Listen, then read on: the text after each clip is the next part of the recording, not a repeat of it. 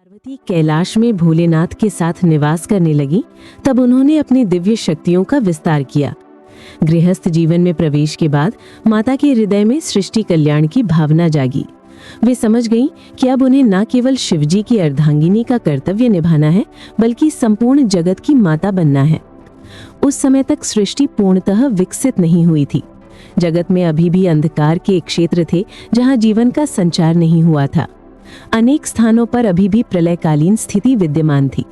ब्रह्मांड के कई हिस्से ऐसे थे जहां न तो प्रकाश था और न ही जीवन की कोई संभावना थी।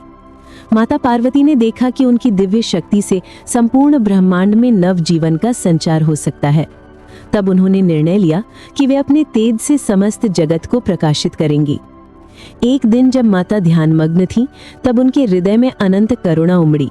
जब चारों ओर अंधकार ही अंधकार था और सृष्टि का पूर्ण विकास नहीं हुआ था, तब माता ने अपनी दिव्य मुस्कान से ब्रह्मांड की रचना की। ये कोई सामान्य मुस्कान नहीं थी, बल्कि करुणामयी माता की वो दिव्य मुस्कान थी जिसमें सृजन की अनंत शक्ति निहित थी।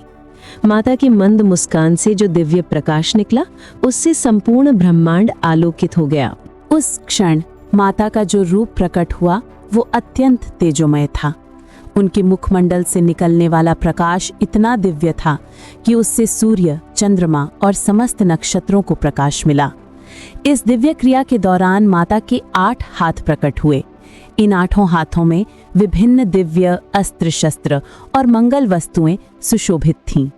एक हाथ में कमंडल था जिससे अमृत धारा बह रही थी, दूसरे में धनुष बाण, तीसरे में कमल पुष्प, चौथे में अमृत कलश, 5वें में चक्र, 6ठे में गदा, 7वें में त्रिशूल और 8वें हाथ में जपमाला थी।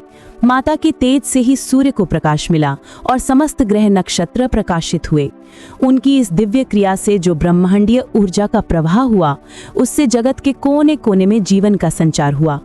पेड़ पौधे, नदियां, पर्वत, समुद्र सभी में नव ऊर्जा का संचार हुआ। इस महान कृत्य के कारण माता का नाम कूष्मांडा पड़ा। कू का अर्थ है सूक्ष्म, ऊष्मा का अर्थ है ऊर्जा और अंडा का अर्थ है ब्रह्मांडीय गोला।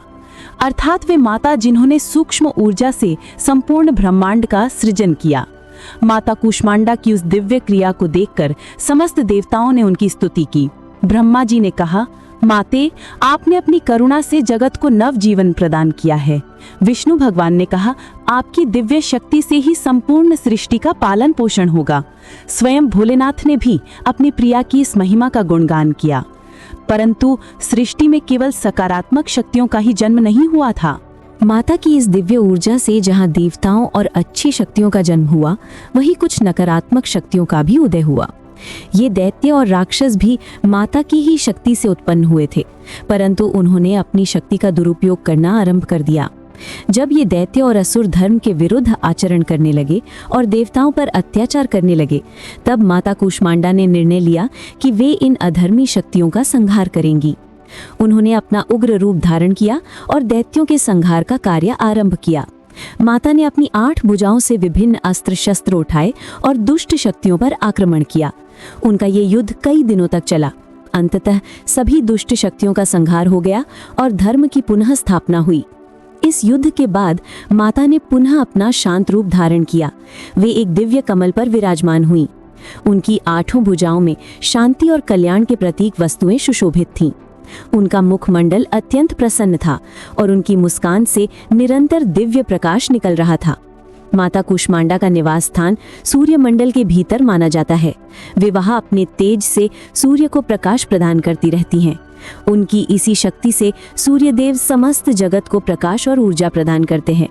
माता कूष्मांडा को सृष्टि की आदि शक्ति कहा जाता है, क्योंकि उन्होंने ही ब्रह्मांड में जीवन का संचार किया था। वे समस्त चराचर जगत की जननी है। उनकी कृपा से ही धरती पर वनस्पतियों का विकास होता है, नदियां प्रवाहित होती हैं और समस्त जीव जंतुओं का पालन पोषण होता है। माता कूष्मांडा का स्वरूप अत्यंत मनमोहक है। उनका वर्ण स्वर्ण के समान चमकीला है। वे कमल की आसन पर विराजमान रहती हैं। उनकी 8 भुजाओं में कमंडल, धनुष, बाण, कमल, अमृत कलश, चक्र, गदा और जपमाला सुशोभित है। उनके मस्तक पर दिव्य मुकुट है और उनके चारों ओर दिव्य प्रकाश का मंडल है। नवरात्रि के चौथे दिन माता कूष्मांडा की आराधना की जाती है। इस दिन भक्तगण पीले वस्त्र धारण करते हैं जो माता के तेज का प्रतीक है। उनकी पूजा से भक्तों को तेज, यश, आरोग्य और दीर्घायु की प्राप्ति होती है। माता की कृपा से साधक के अंदर दिव्य शक्ति का संचार होता है। माता कूष्मांडा का ये चरित्र हमें सिखाता है कि सच्ची शक्ति का उपयोग सृजन और कल्याण के लिए होना चाहिए। उनकी कथा से पता चलता है कि आदि शक्ति किस प्रकार अपनी दिव्य ऊर्जा से संपूर्ण जगत का कल्याण करती है।